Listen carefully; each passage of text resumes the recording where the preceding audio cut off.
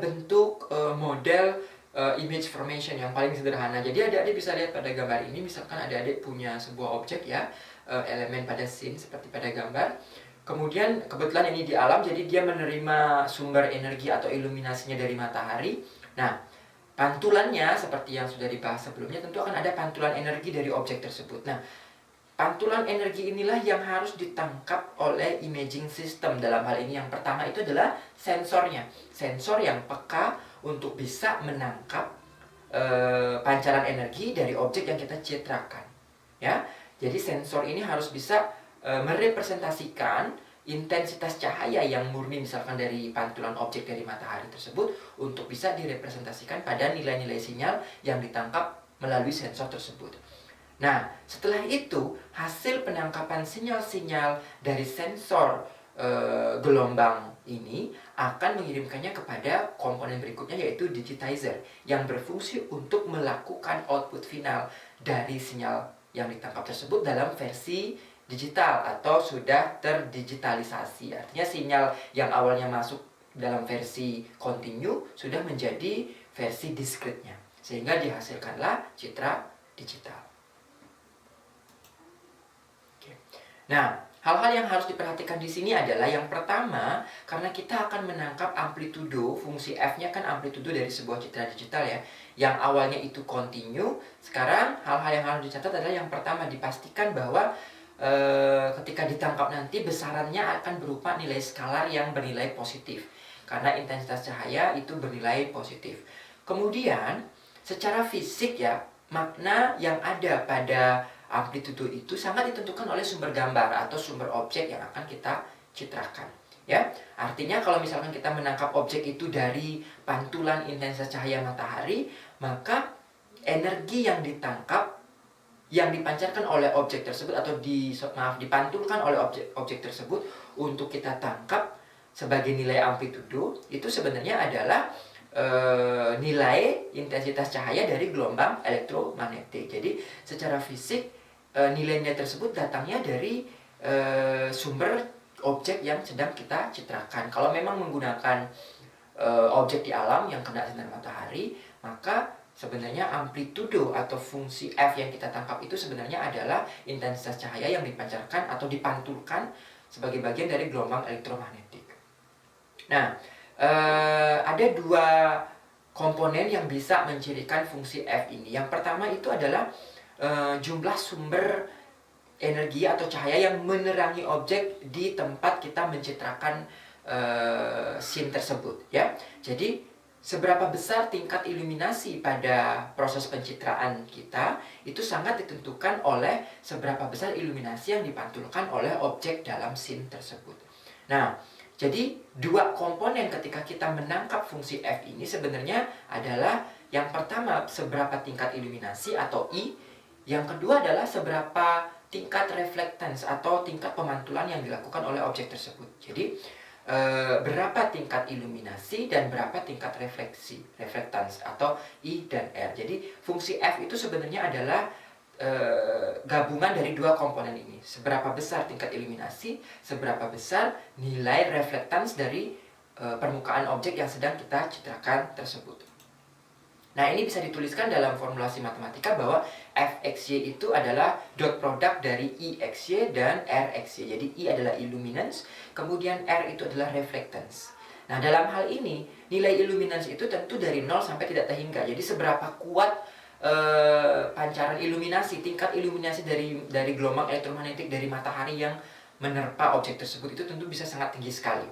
Sementara tingkat reflectance itu adalah memiliki range dari 0 sampai 1. 0 artinya ya tentu tidak ada pemantulan sama sekali. Sementara 1 itu adalah pemantulan yang sempurna. Tetapi tentu jarang sekali ya ada objek yang benar-benar bisa menyerap semuanya, atau ada objek yang benar-benar bisa memantulkan secara penuh tingkat iluminasi yang datang pada permukaannya.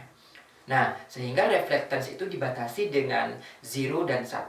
0 itu artinya total absorption, artinya iluminasi yang datang, energi yang datang itu benar-benar diserap habis. Sementara 1 kalau total reflectance, jadi benar-benar dipantulkan secara sempurna, ya. Jadi I itu ditentukan oleh sumber iluminasi, sementara R ditentukan oleh karakteristik objek, ya. Seperti materi sebelumnya, setiap permukaan objek itu memiliki karakteristik yang berbeda-beda ketika dia harus memantulkan gelombang yang datang pada permukaannya. Nah, untuk diperhatikan bahwa model illuminance dan reflectance ini untuk bisa menghitung nilai intensitas cahaya untuk menjadi nilai F pada citra digital kita itu sebenarnya juga berlaku tidak hanya pada pencitraan-pencitraan yang bersifat reflectance, tapi juga bisa melalui transmisi atau iluminasi yang ditransmisikan, bukan direflektenskan, bukan dipantulkan ya, tapi diteruskan. Contohnya pada ronsen atau pada penggunaan pencitraan sinar X. Dalam hal ini tinggal diganti bahwa nilai reflektans diganti dengan nilai transmissivity. Jadi seberapa besar illuminance itu diteruskan ya, karena memang karakteristik dari pencitraan seperti misalkan pada menggunakan gelombang sinar X itu memang tujuannya itu bukan dipantulkan tetapi diteruskan ke dalam tubuh kita. Jadi tinggal diganti model yang sama. Nah, ini hanya sebagai gambaran supaya adik-adik tahu sebenarnya seberapa sih nilai tingkat illuminance dan reflectance dari benda-benda di alam ya. Contohnya matahari tentu yang pertama karena dia ada sumber iluminasi utama kita. Pada saat hari cerah gitu, matahari itu bisa memberikan nilai 90.000 lumens per meter persegi di permukaan bumi. Jadi tingkat iluminasi matahari pada saat cerah di permukaan bumi itu sekitar 90.000 lumen per meter persegi. Sementara saat berawan itu hanya sekitar 10.000 lumen per meter persegi. Nah, kemudian saat malam misalkan tapi ada bulan purnama itu kita masih punya tingkat iluminasi tetapi kan rendah dibanding dengan hari cerah, yaitu hanya sekitar 0,1 lumen per meter persegi. Nah, sementara untuk reflektan, jadi objek-objek di alam ini semuanya punya tingkat reflektivitas yang berbeda. Contoh misalkan black velvet. Jadi ini black velvet ini sepertinya adalah objek yang cukup hitam gitu ya. Tingkat refleksinya tentu kecil sekali, jadi hanya 0,01. Jadi kalau ada illuminance yang datang sebesar X, maka dia hanya memantulkannya sebesar 0,01X. Sementara stainless steel, adik-adik tahu stainless steel ya, yang seperti logam itu punya tingkat reflectance yang jauh lebih tinggi, yaitu 0,65. Wajar ya, karena dia bisa memantulkan lebih banyak. Nah, untuk dinding yang putih, flat white wall paint ya, jadi dinding yang putih bersih itu 0,8. Sementara kalau yang logam-logam yang dilapisi oleh perak itu 0,9. Nah, salju 0,93 memang benar sekali kalau kita melihat salju itu sangat silau. Kenapa? Karena memang salju itu memantulkan hampir sempurna iluminasi dari matahari 0,93, tetapi tetap tidak bernilai 1 ya. Bahkan salju pun tidak bisa memantulkan semuanya, pasti ada sebagian yang diabsorpsi. Jadi ini adalah sebagai gambaran contoh tingkat iluminasi dan reflectance dari situasi di alam. Karena memang sebagian besar kita mencitra sesuatu itu dari alam dulu. Ya. Oke.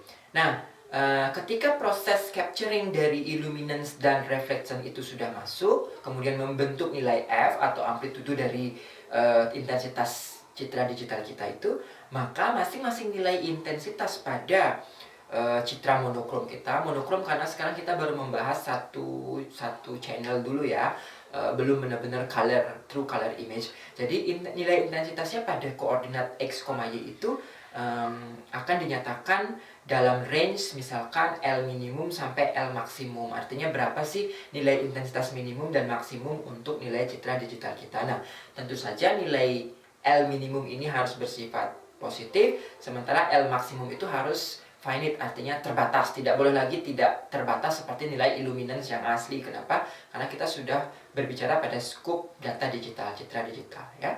Nah, itu artinya apa? L minimum akan tercapai saat nilai I minimum dan nilai R minimum. Jadi illuminance-nya minimum, reflectance-nya minimum. Sementara nilai maksimum L atau gray level yang maksimum akan tercapai saat illuminance-nya maksimum dan reflectance-nya juga maksimum. Nah, nilai L min sama L max inilah yang akan menjadi skala gray atau skala intensitas pada citra digital yang kita hasilkan. Nah, dalam praktisnya, dalam implementasinya nanti, nilai L min sama L max ini biasanya di-save atau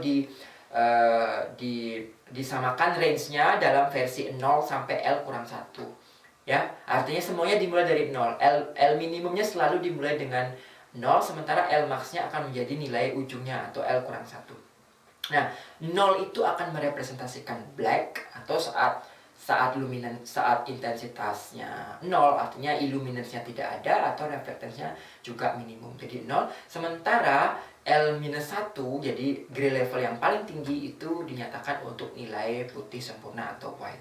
Nah, sementara pergerakan gray level dari 0 menuju L-1 ini ya disebut dengan shades atau peralihan warna gray dari hitam menuju putih. Jadi gray levelnya ada berapa di sana? Kalau L-nya misalkan 256, maka nilainya 0 sampai 255. 0-nya adalah hitam, sementara 255 adalah putih, dan dari 0 menuju 255 itu ada 256 perubahan gray, warna gray dari hitam menuju